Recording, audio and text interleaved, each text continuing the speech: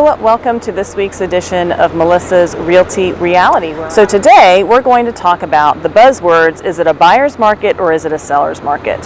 So basically, buyer's market and seller's market, that is defined by the supply, which is the number of ready and willing sellers, and the demand, which is the number of ready, willing, and able buyers.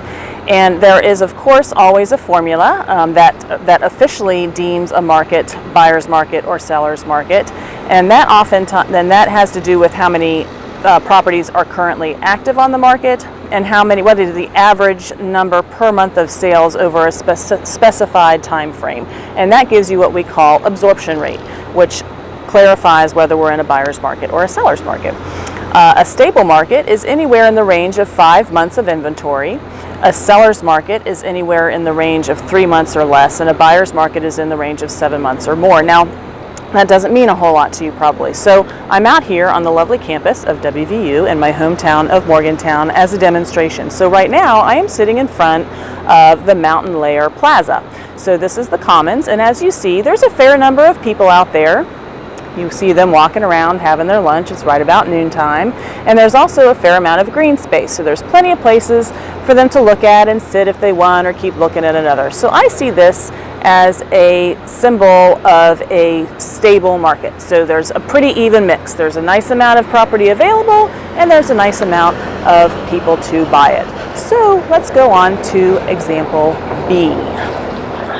Here we are in example B.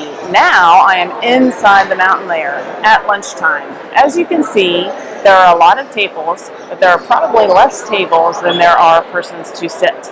So the tables are representing the inventory that we have in a seller's market, and the fine examples of the future of our country are examples of the buyers. So there are far more ready, willing, and able buyers than there are properties. So the sellers can probably demand a little bit more of a price. They can test the market a little bit more because there's just a higher demand for the properties at this point. All right, ready for example C. Because I could not possibly do a video on the campus of WVU without the iconic Woodburn Hall behind me, I'm going to use this as an example of a buyer's market. So here we are. There is a lot of green space, but you only see a few people in the background that are looking around. So this is the perfect example of there is a lot of inventory with far fewer buyers. So this is not the time for sellers to test the market. It is the time, however, for buyers to be on the market, because you probably have a lot more negotiating power at this stage, and you have a lot of inventory to choose from. So the other reason why I went in different places is one area can have, like, let's say for instance Monongalia County. Right now, I did the statistics yesterday. Based on the last 6 months of sales, Monongalia County is hovering right around 5 months of inventory, which means we are a very balanced market right now. We have a fair amount of inventory and a fair amount of buyers, so it's a very healthy market. However, we are broken down into 4 different MLS areas, and if you go into one particular MLS area, the absorption rate is what we're called, is down to pretty close to 3, so that would be a seller's market. So it doesn't matter what the big picture is. Real estate is a local market.